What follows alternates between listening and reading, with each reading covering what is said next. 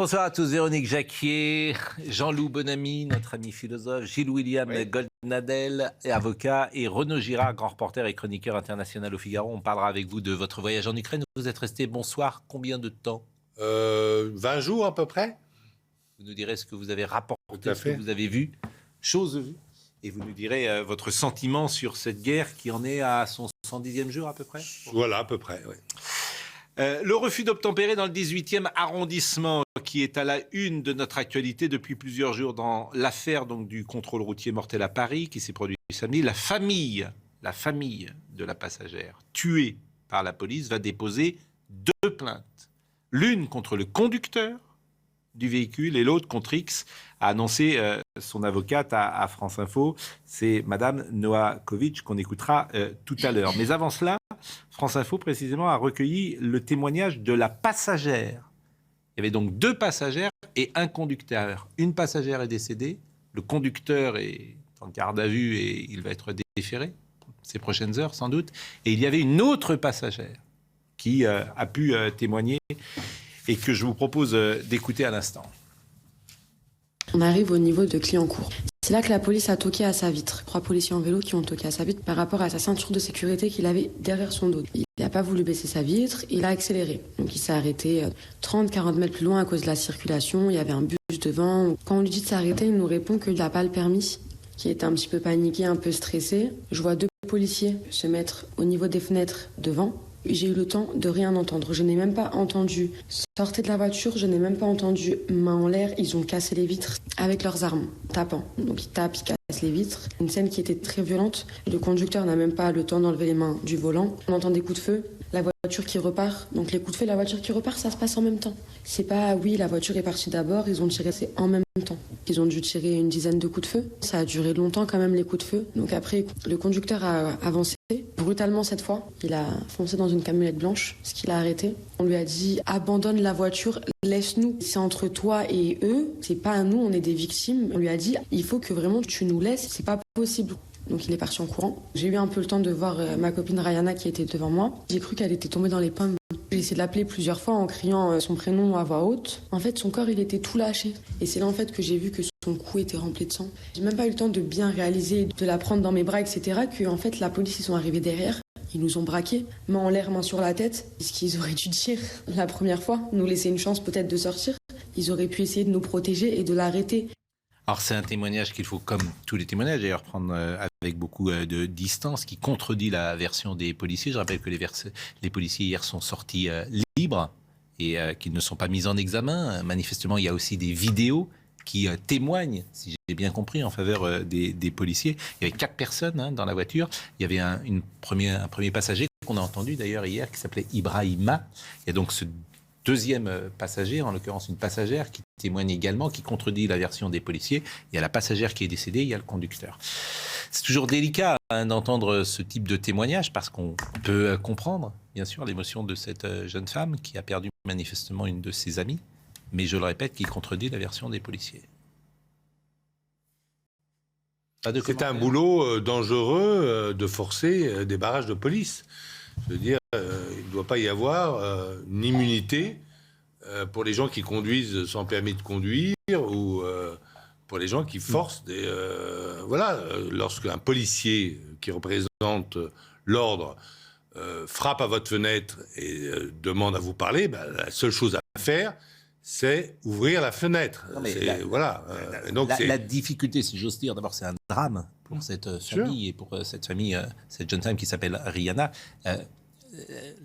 La très grande difficulté de ce sujet, c'est que elle est passagère et c'est pas elle qui a. Tout à fait. Donc c'est effectivement. C'est pas elle qui a fait le refus d'obtempérer. Tout à fait. C'est le conducteur. D'ailleurs, c'est pour ça aussi que Maître Novakovic porte plainte contre le conducteur. Il a tout à fait raison. Et Madame ouvrir la fenêtre. Voilà, Maître Novakovic qui représente les parents de cette jeune fille dont j'apprends le prénom ce soir, qui s'appelle Rihanna. Rayana.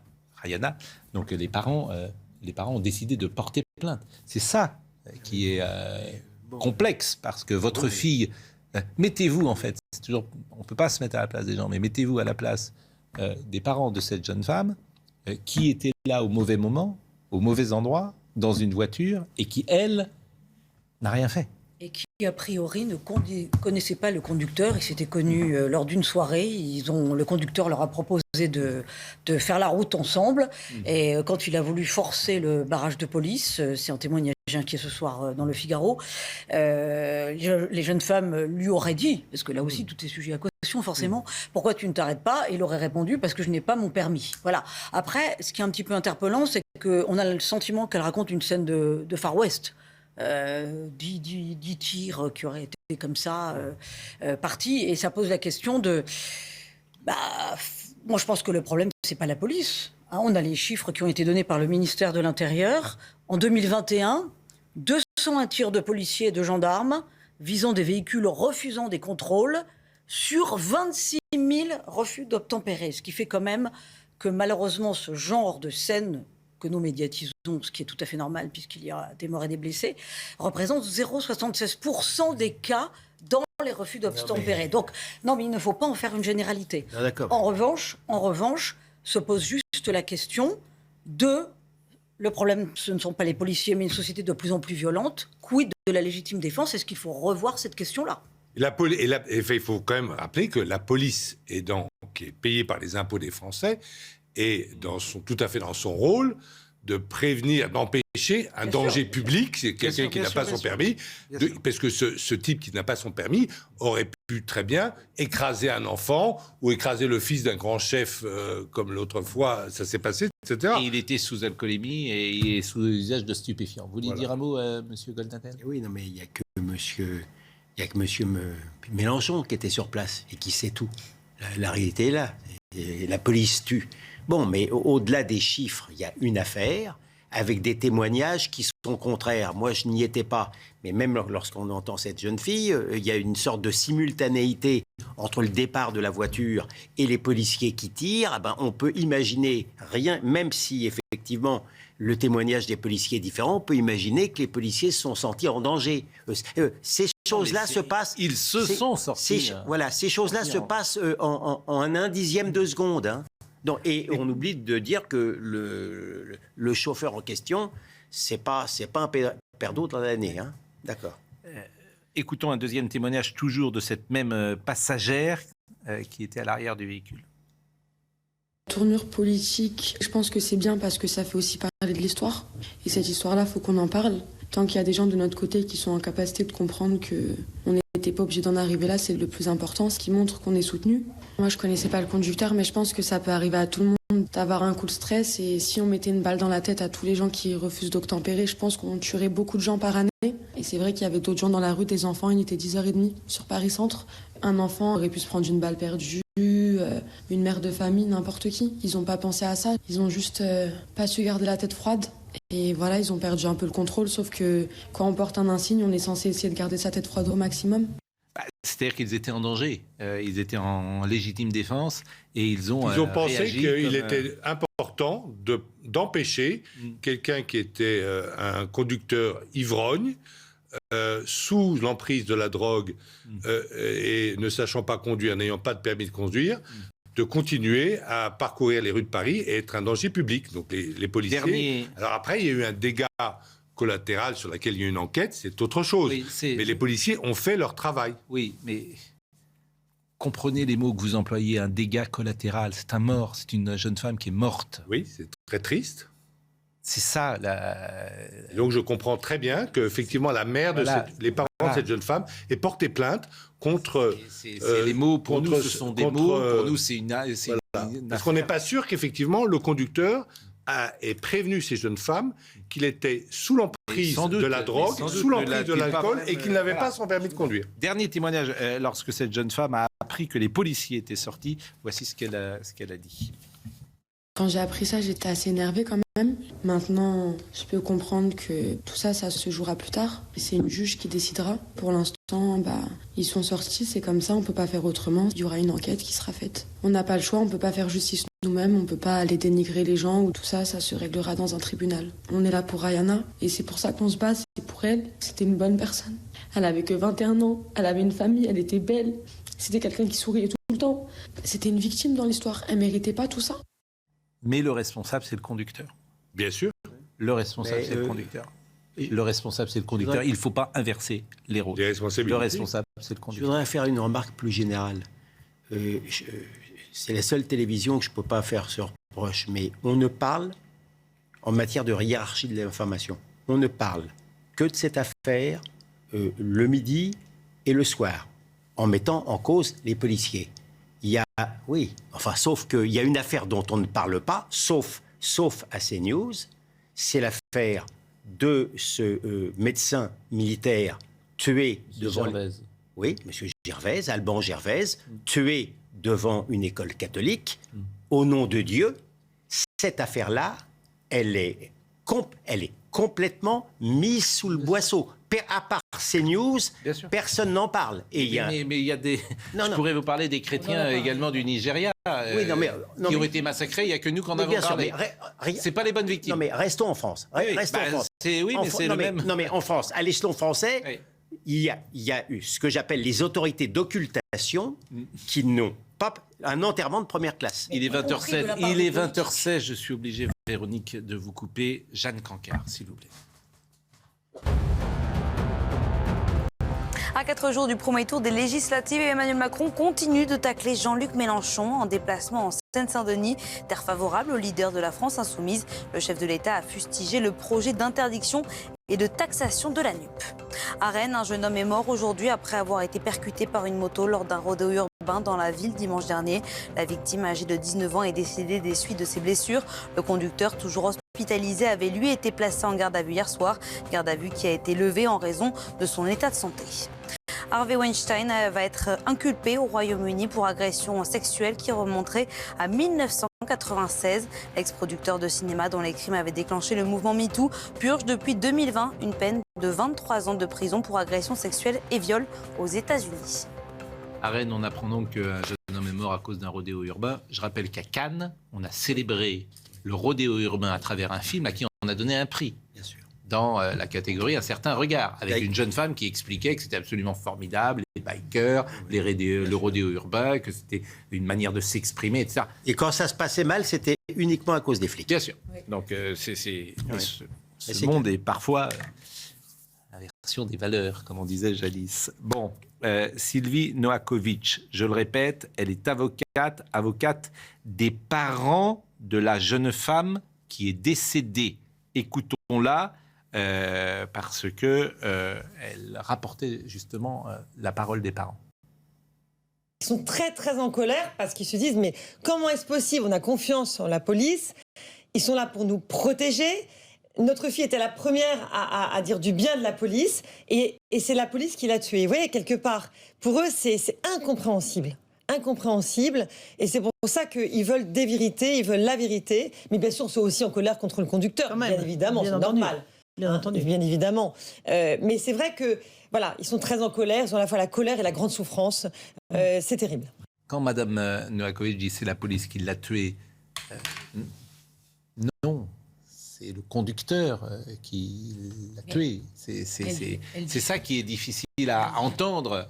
C'est un conducteur en état d'ivresse, sous l'emprise de la drogue, n'ayant pas son permis de conduire, repris de justice, qui a mis dans un très grand danger cette jeune femme, sans avoir eu le courage de lui préciser qu'il était sous l'emprise de la drogue et de l'alcool et qu'il ne savait pas conduire. Peut-être que s'il avait eu le courage et l'élégance et l'honnêteté de le lui dire, peut-être qu'elle ne serait pas montée dans sa voiture. C'est difficile à dire à 5h du matin quand on sort d'une soirée. Non mais bon, ça fait partie des choses de la vie. En revanche, que la famille soit en colère, c'est tout à fait légitime. Mais là encore, il y a une inversion des valeurs. Et ils disent la police est là pour nous protéger, mais la police doit aussi se protéger. C'est pas des cibles ambulantes. Or, on voit de plus en plus de faits où la police est en permanence une cible ambulante. Vous avez dit 5h du matin, mais dans le témoignage, elle a dit 10h30. Elle a dit un enfant aurait pu tout... Non, parce que c'est à 10h30 que l'accident de la rue Custine a eu lieu, mais ils étaient ensemble à 5h du matin. Voilà. C'est là qu'ils s'étaient rencontrés en sortant manifestement de boîte de nuit. Dernier passage de Mme Noakovic qui demande à savoir précisément quand et comment la police a tiré. En tout cas, ce qui est important de savoir, et ce que la justice devra savoir, c'est est-ce qu'il a tiré en même temps qu'il y a une tentative, effectivement, d'écrasement du policier, Où est-ce qu'il a tiré une fois qu'il était sorti d'affaires? C'est pas la même chose. Pour arrêter la voiture. Exactement. Parce qu'une fois qu'il était sorti d'affaires, il n'était plus en danger. Donc l'article de loi du Code de sécurité intérieure n'est plus applicable. Et auquel cas, il ne fallait pas tirer à ce moment-là. Parce qu'on ne sait pas quel policier, effectivement, a commis cette grave erreur. Mais en tout cas, contre X, et ce sera la justice qui devra faire son travail et déterminer qui, effectivement, a pu faire cela. Parce qu'une fois de plus, c'était pas Mesrine. Donc j'espère qu'il y avait d'autres solutions. Enfin, j'imagine qu'il y avait d'autres solutions pour arrêter le véhicule. C'est pas mon métier, c'est le métier de la police, de savoir comment ils auraient pu arrêter le véhicule. Parce qu'une fois de plus, mince, je considère que si on fait ça à chaque fois, si on commence à autoriser ce genre de choses, qu'est-ce qui va se passer à l'avenir? Non, mais Mme Novakovic est dans son rôle d'avocat, sans doute de dire cela, mais personne ne dit qu'on fait ça à chaque fois. On fait ça dans des cas extrêmes. Et bien évidemment de légitime défense où une voiture, je le répète, fonce sur les policiers. Elle s'avance un peu vite. Parce qu'elle non plus, elle n'y était pas. Oui. Ça se passe dans un quart de seconde. Et quand vous pensez que votre vie est en danger, alors dans ce cas-là, vous êtes en légitime défense. Hein. Oui, bon, je vais dire deux choses. La première chose qui est terrible et qui contribue au caractère tragique de la situation, c'est le comportement tout à fait irrationnel du conducteur. Parce que pourquoi est-ce que le conducteur n'a pas voulu obtempérer? Parce qu'il avait peur d'une sanction, vu qu'il était sans permis, sous les prises des stupéfiants. Mais avec ce qui s'est passé là... Et qu'il devait retourner en prison. Et qu'il devait retourner en prison. Mais il était en semi-liberté. Voilà, mais avec ce qui s'est passé là, finalement, sa situation va être bien pire, puisque là, il y a eu un mort, il y a le refus d'obtempérer. Donc, on voit finalement que dans ces sortes de coups de sang, et c'est ça qui rend les choses encore plus tragiques, les gens jouent contre leur propre intérêt. Parce qu'à partir du moment où ils s'enfuyaient, c'était sûr que la police, à un moment ou à un autre, allait de toute façon le rattraper. Qu'elle allait potentiellement lui tirer dessus, peut-être le tuer, et là, ça a tué une personne. Et deuxièmement, simplement, sur les propos de Jean-Luc Mélenchon, il faut revenir quand même à la réalité statistique, c'est qu'en France, il y a entre 15 et 20 personnes tuées par la police chaque année. Aux États-Unis, il y en a 1000. Même si mais c'est un pays plus peuplé, si on rapporte à la population américaine, c'est quand même comme s'il y avait 250 personnes tuées par la police française chaque année. Et dans son Venezuela chéri, il y en a 300. Bien sûr, voilà. Donc la France, c'est un des pays où la police tue le moins, en fait, statistiquement. Même si sur cette affaire-là, moi je pense qu'on ne peut pas se prononcer parce qu'on ne connaît pas encore les faits. Bah, c'est pour ça que je vous ai proposé tous ces témoignages contradictoires, différents, en disant qu'effectivement, toutes les paroles ne se valent pas non plus. Bien évidemment que la parole des policiers peut être entendue avec davantage peut-être de crédibilité que, en l'occurrence, le jeune homme qui témoignait hier, qui est un des passagers de la voiture et qui s'appelait Ibrahima et qui avait été lui-même interpellé plusieurs fois par des sources policières. Donc après, toutes les paroles ne se valent pas. Coefficienter la parole. Quand on fait une enquête, on ne peut pas... Ce n'était qu'un modeste avis que je vous donnais là. En tout cas, voilà ce qu'on pouvait dire ce soir sur ce sujet. On va marquer une première pause. On a beaucoup de sujets justice ce soir. Pierre Ménès, dont le procès a été renvoyé, le procès Platini, nous pourrons évoquer. On pourra parler de Jérémy Corbyn, au centre d'une polémique. Mélenchon, Premier ministre. Une polémique peut-être avec Madame Borne, à qui on reproche un manque d'empathie. Donc, j'espère que nous pourrons faire tout cela. Donc, je vous demande d'être précis, concis, synthétique. Oui. Comme tous les soirs. Laconique. À tout de suite. À tout de suite. Il est quasiment 20h30. On va retrouver dans une seconde Jeanne Cancard. Mais puisque notre ami Renaud Girard est là et qu'il a passé 3 semaines en Ukraine, il nous intéressait de savoir ce que vous retenez de ce voyage. D'abord que le peuple ukrainien, pas seulement les autorités, mais le peuple ukrainien, et la vie est revenue quasiment à la normale à Kiev. Bon, c'est bombardé de temps en temps. Oui, enfin, c'est-à-dire qu'il y a des grandes queues aux stations-service, parce que, évidemment, l'approvisionnement est difficile, mais les cafés sont ouverts, pas tous, évidemment, puisque peut-être seulement 35% de la population est revenue, mais sinon, ils vivent très dignement et n'ont plus peur des raids aériens. Alors, parfois, il y a des raids aériens, il y a un mort, il y a 2 morts, mais c'est devenu assez rare parce que les Russes n'ont pas le contrôle du ciel ukrainien. C'est très important à dire. De temps en temps, ils tirent des missiles, mais c'est tout. Donc la vie est revenue assez normale à Kiev. Et là, elle est pleine de volontaires de partout. Alors, les volontaires pour s'occuper des veuves, des orphelins, des personnes âgées, etc. Et aussi des volontaires pour aller vers le front. Il y a une sorte de morale. La population a le moral, si vous voulez. Elle pense qu'il ne faut pas céder, qu'il ne faut pas faire de concessions territoriales parce que ça va aiguiser l'appétit des Russes. On vous leur donnez ça, ils vont vous demander ça. Et donc, en fait, aujourd'hui, la population est plus allante, je dirais, que le gouvernement qui essaie évidemment de trouver des solutions. Pardon ? Kiev n'est pas une ville occupée.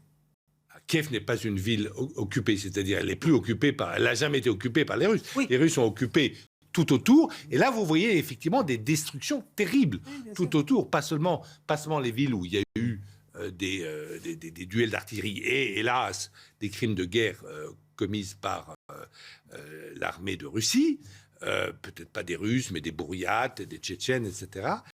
Mais même des villes où il n'y a pas eu de crimes de guerre, mais là, ils sont complètement dans l'état de Mariupol, c'est-à-dire vraiment détruites. Et puis, vous avez donc ce moral, et vous avez cette unanimité nationale qui continue avec une certaine critique de la France, qui continue que la France n'est pas suffisamment de leur côté. Moi, je trouve que cette critique est injuste parce que la France, effectivement, se vante pas de ce qu'elle a fait, mais elle a livré des canons, et notamment des canons César qui peuvent repérer les trajectoires des obus russes et aller frapper les batteries directement, et c'est très efficace. C'est une guerre, au front, une guerre d'artillerie. Les Russes et les Ukrainiens sont assez éloignés, et donc l'artillerie compte. Les Français ont livré de l'artillerie. Ils attendent de l'artillerie américaine, et ils ne sont pas prêts à céder aujourd'hui. Ils ont le moral. Il est 20h30. Jeanne Cancard. Après Orpea, c'est le groupe Corian qui est dans la tourmente. Il est visé par 30 plaintes qui ont été déposées par 18 familles de résidents. Elle les accuse de mise en danger de la vie d'autrui ou encore d'homicide involontaire. Le groupe qui a vivement réagi, selon lui, toutes les situations graves dont il avait connaissance ont été, je cite, systématiquement déclarées aux autorités. C'est le premier cas détecté à Bordeaux. Un homme d'une trentaine d'années a contracté la variole du singe et est actuellement hospitalisé au CHU de la ville. Il reste pour l'instant dans une chambre isolée dans l'établissement sous surveillance médicale. Exit l'essence et le diesel. À partir de 2035, terminer la vente des véhicules thermiques neufs. Les eurodéputés ont voté aujourd'hui. Le Parlement européen souhaite que tous les véhicules individuels vendus à partir de 2035 soient zéro émission. Parlé ce matin, cette nouvelle est extraordinaire. C'est-à-dire que les Français ont voté, je rappelle, en 2005 contre l'Europe. Contre l'Europe. On s'en est absolument fichu.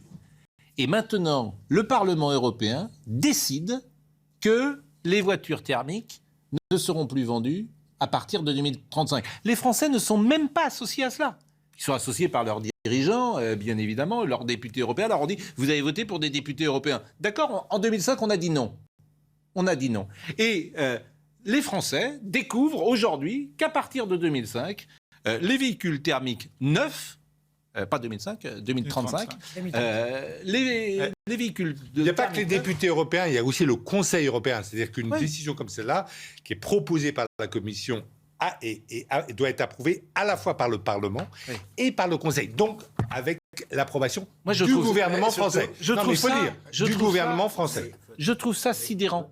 En fait, je trouve ça absolument sidérant. Votre étonnement m'étonne. Oui. Il ne vous a pas échappé que la France n'est plus un pays totalement souverain. Et le peuple français est encore moins souverain, puisque, de toute manière, il a voté contre cet état de fait. Et alors, on en a parlé ce matin. On ne sait même pas si la voiture électrique est moins polluante. Non, parce que sa la fabrication est extrêmement polluante. Que la voiture. mais c'est purement idéologique. Que la voiture essence. Alors, il y a moins de CO2 pour la voiture électrique, bien sûr. Mais à long terme, on ne sait même pas. Mais on en a parlé ce matin. Permettez-moi de soulever un petit paradoxe. C'est que le nucléaire français est aussi dans le viseur de l'Union européenne. Or, je me demande avec quoi on va recharger les batteries des fameuses voitures électriques s'il n'y a plus d'énergie nucléaire en France. Nous sommes d'accord. C'est sans doute infaisable en 2035. Les Français ne sont pas concernés. C'est plus cher, c'est peut-être plus polluant. Et ça passe. Ça passe, bon. Écoutez, on en reparlera demain. Je voulais vous parler de Pierre Ménès. Pierre Ménès qui est gravement malade, il ne sera pas présent à l'audience, avait prévenu Maître Wasserman. Son client était convoqué pour répondre de faits d'agression sexuelle. 3 affaires devaient être jugées dans la matinée, elles le seront en mars 2023. C'est reporté en mars 2023. Pourquoi ? Parce qu'il n'y avait pas assez de temps pour les juger. C'est quand même extraordinaire le fonctionnement de la justice. Son avocat a expliqué évidemment que ce report allait porter préjudice à Pierre Ménès. Mais je vous propose d'écouter l'analyse de Noémie Schulz. Ce qui s'est passé ce matin, c'est quasiment notre quotidien, m'ont écrit plusieurs avocats sur Twitter. L'audience devait commencer à 9h. À 9h50, le président entre enfin dans la salle. Il s'excuse. Il manquait, dit-il, un magistrat. Or, le tribunal est composé de 3 juges. Il explique ensuite qu'il va devoir renvoyer une affaire. Pourquoi ? Eh bien parce qu'il lui reste un peu plus de 3h30 seulement pour traiter 2 dossiers complexes, celui de Pierre Ménès et un autre. À 13h30, poursuit-il, la salle d'audience sera prise par un autre procès et un des magistrats sera appelé ailleurs. Les avocats de Pierre Ménès tentent d'éviter ce renvoi. L'affaire, dit l'un d'eux, peut être jugée en 40 minutes. J'en doute, répond le président, qui ajoute que d'expérience, il faut bien 2 heures pour traiter d'une affaire de ce type. On ne parle pas de délit routier. Les faits, rappelle-t-il, sont contestés. Il faut prendre le temps de rendre la justice correctement. Il s'excuse tout de même pour ce qui ressemble à du surbooking d'audience et finit par ordonner le renvoi. Pierre Ménès ne sera donc pas jugé pour ses soupçons d'agression sexuelle avant le 8 mars 2023. C'est dans 9 mois. Avant cela, la 24e chambre du tribunal correctionnel de Paris n'avait pas de créneau libre. Sur Twitter, des avocats mais aussi des magistrats interpellent le garde des Sceaux. C'est ça la justice réparée ? C'est ça la justice réparée, Maître Goldnadel ? D'abord, si le tribunal a commencé 50 minutes en retard, c'est parce qu'il y a un magistrat qui est arrivé avec 50 minutes de retard. Hein. C'est pas autre chose. Pardon ? Ça peut arriver. Oui, mais moi, si j'arrive avec 50 minutes de retard, on va peut-être pas m'attendre pour prendre l'affaire. La réalité... Non, mais je suis désolé de le dire. Alors, je dois dire que c'est pas courant. Pour le reste, c'est la banalité de la justice française. Alors, c'est terrible pour Pierre Ménès parce que lui, il a envie d'être jugé vite parce que c'est une affaire qui est médiatisée. Il en souffre chaque jour que Dieu fait. Mais sinon, je vais vous dire quelque chose, renvoi en mars, moi, je trouve ça plutôt court. Moi, mon affaire d'aujourd'hui, elle a été renvoyée dans 1 an. Alors, je ne dis pas du tout... Aujourd'hui, vous avez un cas, vous ? Aujourd'hui, l'affaire a été renvoyée en 1 an. Non, mais attendez, les avocats étaient d'accord pour le renvoi, donc je ne parle pas de lui renvoi. Et pourquoi elle est renvoyée ? C'est quoi le motif ? Parce qu'il y avait un film, c'est une affaire assez connue, avec Yacine Bellatar contre nous, et pour M. Darrocha, mais le tribunal n'est pas en cause, je veux dire. Mais un renvoi à 1 an, c'est parce que la justice est tellement paralysée qu'on ne peut pas juger les affaires dans un temps humain. Et les instructions peuvent durer 10 à 12 ans. Vous pouvez être mis en examen et que vous n'avez rien fait. Non, mais la renvoi pendant 1 an, je trouve ça... Mais oui, mais ça n'a rien... Non, mais ça n'a rien d'exceptionnel. Il faut recruter plus de juges. Oui, mais enfin, il y a une hyper il y a 30 ans, c'était comme ça. Il y a une hyperjudiciarisation. Bureaucratisation. Il y a 30 ans, c'était comme ça ou pas ? Non, pas du tout. Vous avez commencé à être avocat en quelle année ? Il y a une trentaine d'années. Il n'y avait pas de renvoi sur 1 an. Mais il y avait moins d'affaires, cher ami. Il y avait moins d'affaires. Et ça, c'est pas de la faute des magistrats aussi. Il y a une hyper-judiciarisation de la société. Bon. Non, il y a quelque chose d'un peu surprenant, c'est que la France, c'est le pays qui paye le plus d'impôts au monde. Bon, très bien. Mais alors, les routes se dégradent, l'hôpital, c'est la catastrophe, la police manque de moyens, on n'a pas assez de places de prison, on voit la pénurie de la justice. Il faut quand même se demander où passe l'argent des impôts. Là, je pense qu'il y a c'est une bonne question. Le procès Platini, très rapidement, il n'y a peut-être pas grand-chose à en dire, mais c'est une affaire quand même qui a provoqué la chute de 2 dirigeants majeurs du football français. Voyez, du football international. Voyez le sujet d'Adrien Spiteri, c'était aujourd'hui. C'est ici, au tribunal pénal fédéral suisse, que s'est ouvert le procès de Michel Platini et Sepp Blatter ce matin. Merci, quelle belle journée. Le parquet accuse l'ex-footballeur d'avoir perçu illégalement un chèque d'1,8 million d'euros en 2011. Un paiement reçu pour des missions effectuées entre 1998 et 2002. À l'époque, Michel Platini est conseiller du président de la FIFA, Sepp Blatter. Les 2 hommes ont toujours clamé leur innocence il se montre confiant quant à l'issue du procès. Maintenant, je dois me défendre un peu, mais je me défendrai bien avec mon avocat et surtout parce que j'ai la conscience tranquille. Monsieur Platini est fortement positif qu'enfin il y a un tribunal qui statue sur cette question. Il y aura des témoins importants les prochains jours. Vous allez voir ce qu'il dépose. Donc on attend la décision du tribunal avec beaucoup de positivité de notre part. Depuis 2015, Michel Platini et Seb Blatter ont été suspendus de toute activité liée au football. La décision du tribunal sera rendue le 8 juillet prochain. Ils risquent jusqu'à 5 ans de prison. Moi, je faisais souvent un parallèle avec l'affaire François Fillon. C'est-à-dire qu'il a été payé, il n'y a pas de contrat et il ne peut pas prouver ce qu'il a fait.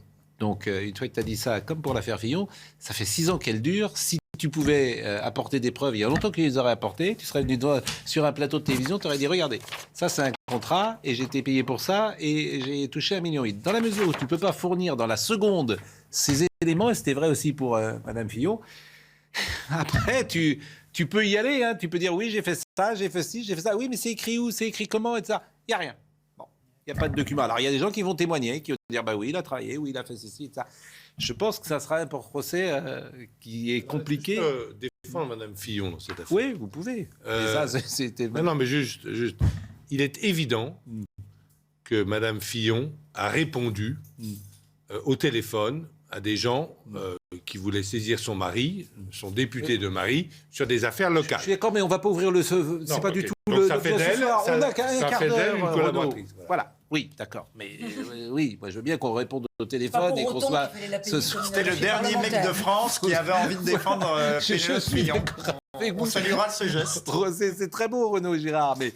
C'est vrai qu'aujourd'hui, ça passe pas, quoi. Non, mais même ça ne mérite pas un salaire d'attaché parlementaire. Bon, en revanche, pardonnez-moi, je vous brusque un peu. Bon, il y a beaucoup de choses à parler ce soir. Je suis toujours désolé, je maltraite parfois nos invités. Mais vous vouliez parler de Jérémy Corbyn, parce que ça, c'est intéressant. Daniel Obono et Daniel Simonet, qui sont candidats de la NUP pour les législatives à Paris, ont reçu Jérémy Corbyn samedi 4 juin. C'est une visite décriée par leurs adversaires qui pointe la complaisance de l'ancien leader du Parti travailliste britannique envers l'antisémitisme. Alors, Madame Simonet a répondu aujourd'hui. Elle a dit « Honte à vous, Jérémy Corbyn n'a jamais tenu un seul propos antisémite, mais a été victime d'une grossière manip parce qu'il incarnait l'aile gauche. Le Labour Party a dû s'excuser et le réintégrer. » Daniel Bono, de la même manière, a tweeté en dépit de toutes les basses manœuvres politiciennes de la Macronie et de leurs alliés, on ne lâche rien, internationalistes, antiracistes, etc. Et pourquoi j'ai mis ce sujet à notre programme, c'est que vous avez tweeté, vous, Monsieur Gondadel, puisque vous considérez que, précisément, c'était scandaleux de recevoir M. Corbyn. J'ai même commis un article dans le Figaro, il y a pas, hier, je crois, là-dessus. Non, mais Mesdames Obono et Simonet racontent n'importe quoi.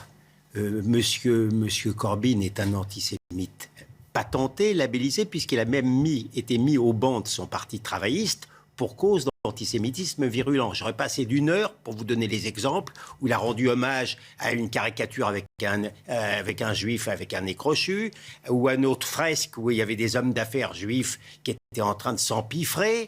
Il est allé s'incliner à Tunis devant la tombe des terroristes de Septembre Noir. C'est Munich 62. Il considère que le Hamas et le Hezbollah sont des amis. À chaque fois, il s'est excusé, vous voulez. Il n'a pas arrêté de s'excuser. Il a refusé d'aller à Yad Vashem. Je veux dire, la question ne se discute pas. Mais moi, j'en veux pas aux Insoumis. Ils sont sur la même longueur d'onde. Madame Obono, elle a rendu hommage à Ouria Boutelja, qui est une antisémite assumée. Donc, il n'y a pas de problème. J'en veux beaucoup au silence médiatique parce que ça montre l'impunité totale de l'extrême gauche. C'est ça la réalité, si vous voulez. Imaginez un seul instant, on a tiré sur Le Pen, on a tiré sur Zemmour, alors qu'il n'avait pas dit, il n'avait pas fait le quart de la moitié de ça, notamment en matière d'antisémitisme. On a là la preuve, si j'ose dire, scientifique,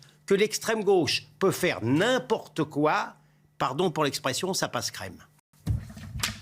C'était le coup de gueule de Gilles William. Voilà. Jean-Luc Mélenchon, justement, est sur ses propos assez virulents sur la police, notamment. Pour la première fois, Emmanuel Macron a pris la parole.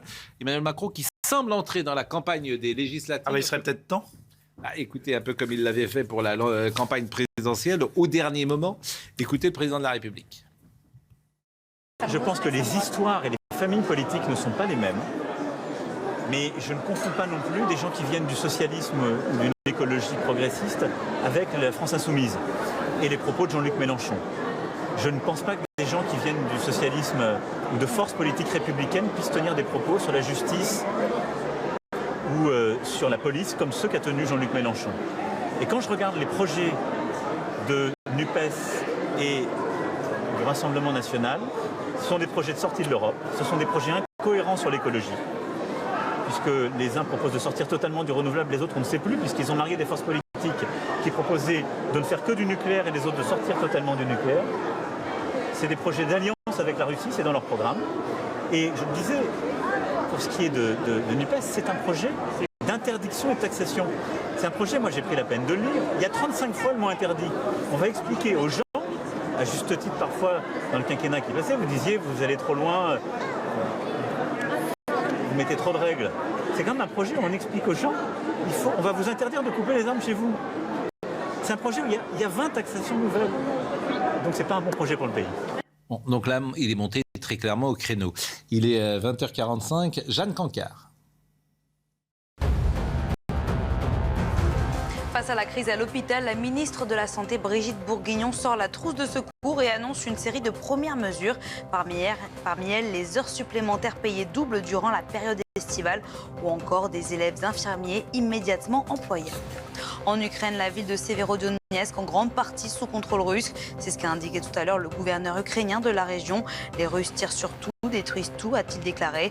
La ville voisine de Lysychansk a, elle, été en partie détruite.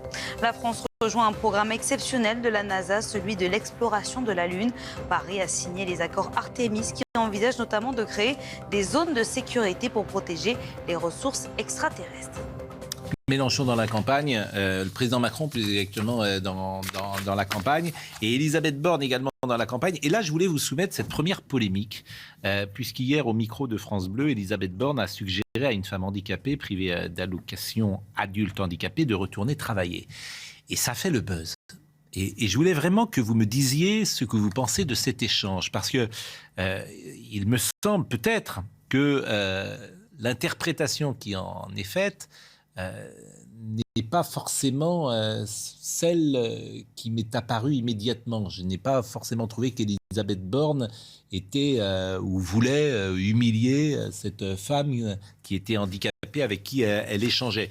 J'ai eu le sentiment qu'elle était un peu gênée, qu'elle est peut-être pudique, qu'elle ne savait pas exactement comment réagir, et peut-être n'a-t-elle pas trouvé le ton juste. Mais écoutez cet échange et vous me dites ce que vous en pensez. C'était sur France Bleu hier.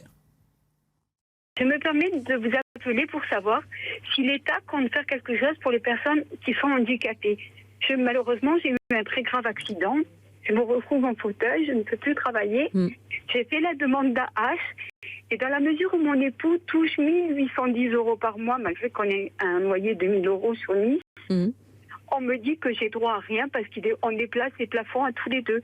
Ça fait que je vis, si vous voulez, j'ai rien. Si j'ai pas mon époux aujourd'hui, je serais dans la rue, quoi. Alors moi, j'entends votre émotion, Dolores, et je pense qu'il faut absolument qu'on puisse vous trouver une solution.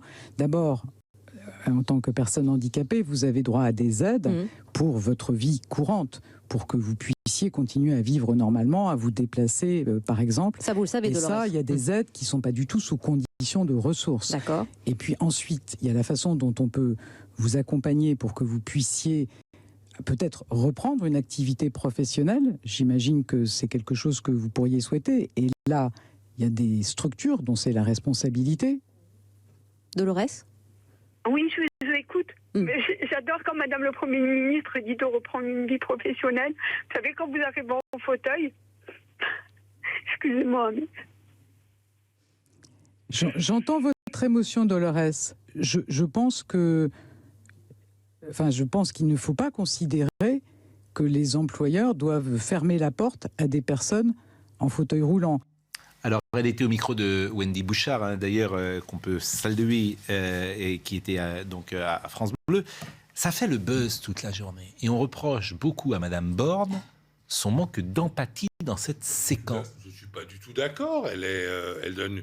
Il y a bien sûr beaucoup de métiers qu'on peut faire en fauteuil roulant. On peut être, par exemple, professeur. C'est pas Jean-Loup Bonamy qui nous contredira. On peut être standardiste. Alors, on peut pas être effectivement serveuse de café. On peut pas être professeur de gym, etc. Mais il y a quand même beaucoup de métiers. Donc vous ne trouvez pas que Madame Borne... J'ai pas du tout. Il y a peut-être un problème, mais Madame Borne doit l'étudier. Il y a peut-être un problème de ce qu'on appelle les seuils, c'est-à-dire que à partir d'un certain seuil... C'est pas ça qu'on lui reproche. Voilà. On reproche vraiment l'empathie. Non, moi je trouve qu'elle a très bien répondu, et une réponse tout à fait normale et humaine. Voilà ce que je pense. On a le sentiment pour Elisabeth Borne qu'il y a un petit côté baptême du feu dans sa fonction de Premier ministre, mais c'est une situation qui n'est pas du tout facile. Je pense que tout un chacun aurait été mal à l'aise pour répondre à cette jeune femme, parce qu'en plus, de par son statut de handicapé, elle est dans une situation très particulière, c'est-à-dire qu'elle demandait à ce qu'on dissocie, ce que demandent d'ailleurs de nombreux handicapés, à savoir qu'on dissocie l'allocation d'adultes handicapés des revenus du conjoint, parce que c'est vrai qu'ils ne trouvent pas ça forcément très juste, mais au-delà de son cas personnel, cette jeune femme finalement pose la question de la prise en charge des handicapés dans le monde du travail. Et là, quelle que soit la réponse d'Elisabeth Borne, s'il n'y a pas une volonté des entreprises d'aller vers plus d'inclusion, on pourra parler pendant des années. D'ailleurs, on ne fait pas suffisamment pour les handicapés et on le sait. Écoutez la réaction de Jean-Luc Mélenchon, ou plus exactement, lisez-la. Technocrate brutale, Elisabeth Borne humilie par erreur ou par goût 1 million d'allocateurs chômage savent qu'elle leur a fait les poches. Ici, elle humilie une femme en fauteuil. Donc on est, je trouve, dans une violence aujourd'hui incroyable. On ne peut pas répondre sur le plan de l'émotionnel pour chaque cas particulier. Roussel, politique, justement, c'est pas ça. Fouquier-Tinville. Monsieur Roussel a dit, Monsieur Roussel a dit, Glacial, Dolores en fauteuil roulant souhaite la déconjugalisation de l'AAH pour retrouver son indépendance. Elisabeth Borne, insensible, lui répond qu'elle n'a qu'à retrouver du travail. Votez les 12 et 9 juin pour la déconjugalisation de l'AAH. Il y a deux choses. Il y a le fond et la forme. Sur le fond, moi je trouve qu'il y a un peu un paradoxe dans les reproches qu'on fait, puisque d'un côté on n'arrête pas de dire qu'il faut intégrer les handicapés au monde du travail, et de l'autre, quand on dit qu'il faut qu'ils travaillent, tout de suite on est attaqué. Je sais même un candidat à la présidence de la République qui, parce qu'il voulait mettre à l'écart les enfants handicapés, on a eu pour son matricule. Par contre, il y a clairement un problème de forme de la part de la Première ministre. Il y a un problème de forme. Et en fait, si Madame Borne avait été députée, si elle avait été maire, si elle avait été conseillère générale ou régionale, elle aurait moins de lacunes sur la forme, dans la façon de parler aux gens. Alors, comme c'est une technocrate totalement inexpérimentée, qui n'a jamais eu aucun mandat, qui ne s'est jamais présentée à aucune élection, et que sa première élection, ça a été législative, elle découvre qu'elle n'est plus à Polytechnique, elle découvre comment on interfère avec les citoyens français. Je ne suis pas d'accord, c'est pas le discours d'Elisabeth, c'est pas la parole d'Elisabeth Borne qui est insupportable, c'est la parole de Mélenchon qui ose l'accuser d'avoir fait ça par plaisir.